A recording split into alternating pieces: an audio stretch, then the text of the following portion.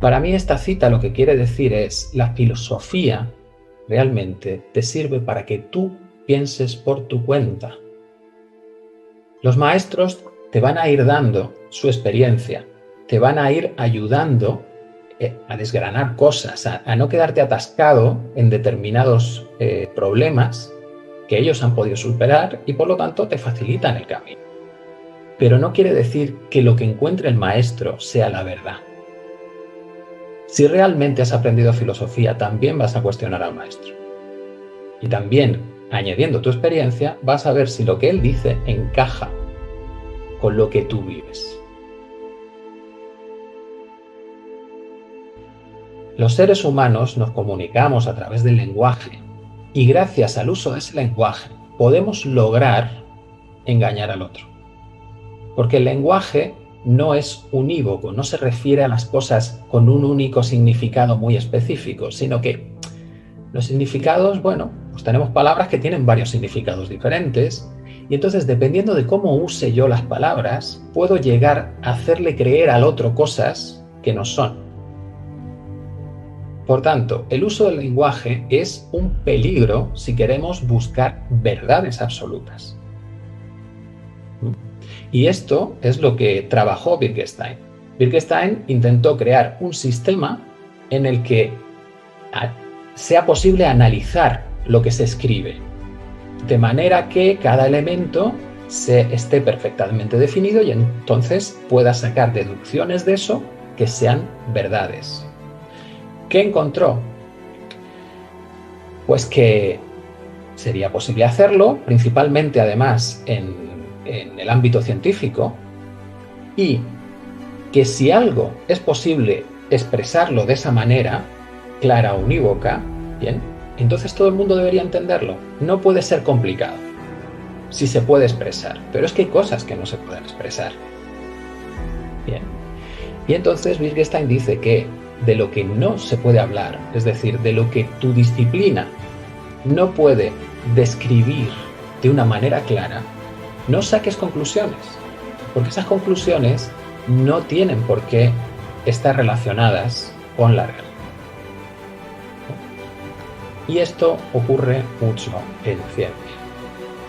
Tenemos otro filósofo, además bastante cercano a nosotros, que es Eduardo Agüero, que lo tenemos dando clases en seminarios aquí en la Universidad Popular, que en su libro Filosofía para desaprender, la filosofía como escuela de vida, tomo 2, dice lo siguiente.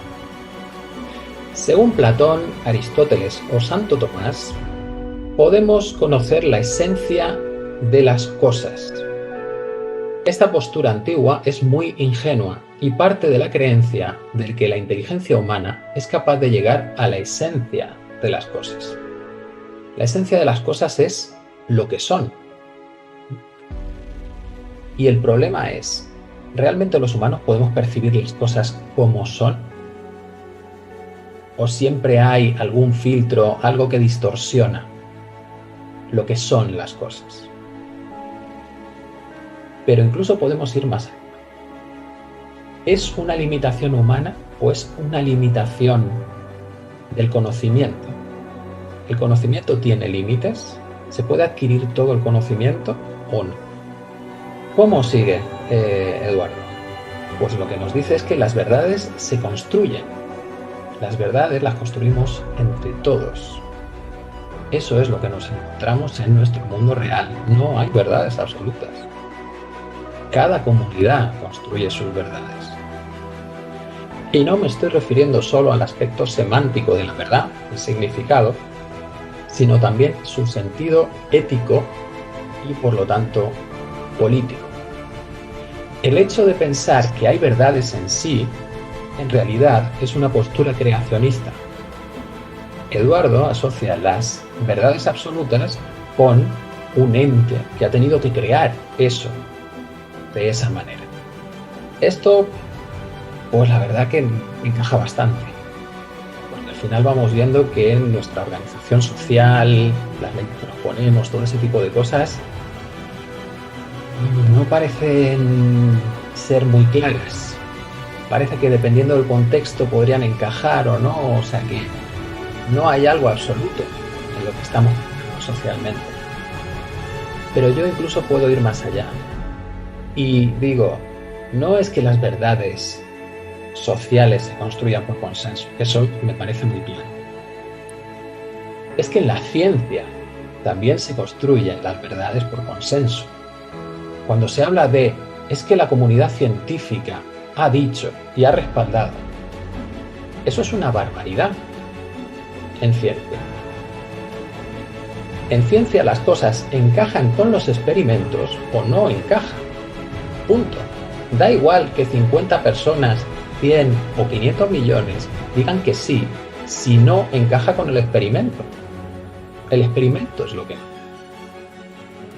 Pero esto es que no se descubre ahora. Max Planck, que sería como el padre de la cuántica, ya decía que una nueva verdad científica no triunfa convenciendo a sus oponentes y haciéndoles verla. Triunfa porque estos mueren y surge una nueva generación de científicos familiarizada con esa nueva propuesta. Luego podemos empezar a abandonar la idea de que la racionalidad es lo que dirige el mundo o lo que debería dirigirlo. Es mentira. ¿Bien? Somos los seres humanos los que dirigimos el mundo y lo dirigiremos atendiendo a cómo funcionamos como seres humanos.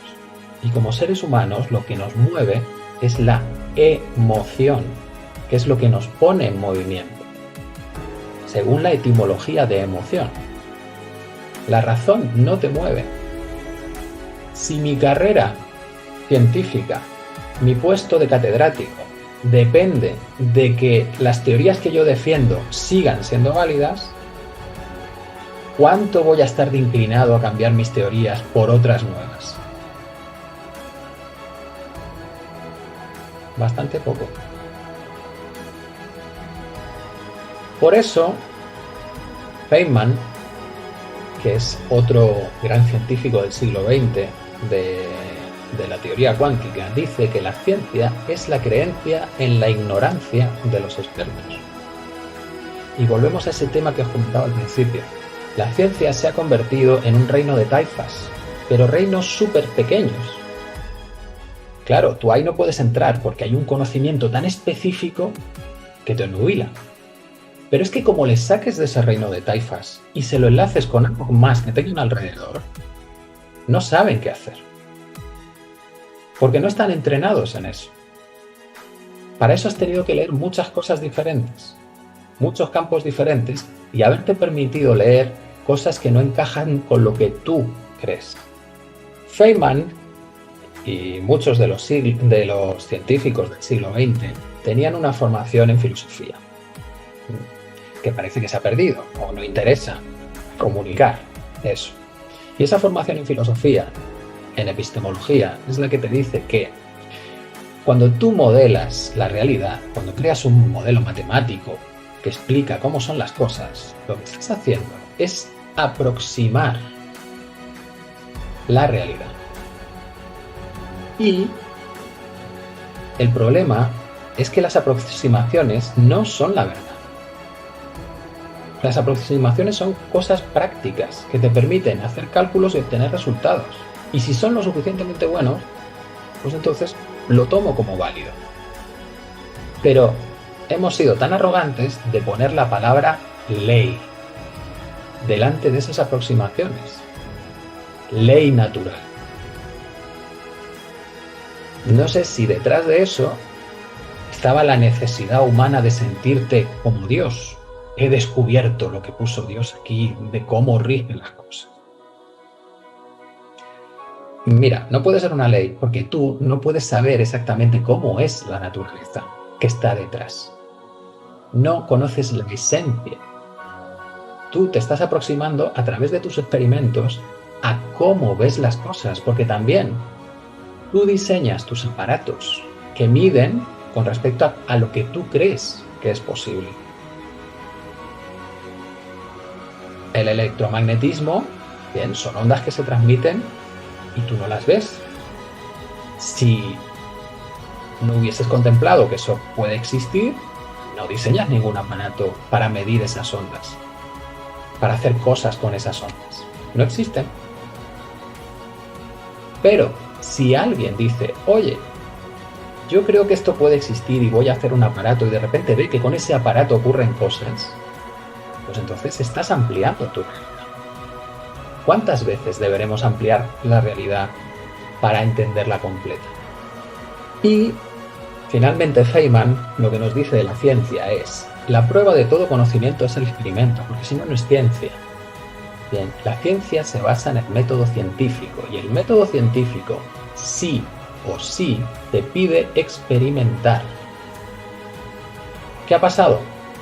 Que de nuevo el ego humano o el orgullo humano ha eliminado los experimentos por razonamientos o pruebas intelectuales, mentales. Y entonces tenemos disciplinas como puede ser la cosmología, que no puede experimentar. Tú no puedes hacer un experimento con una estrella. Bien. Pero que dice que con las observaciones llega. Perdón.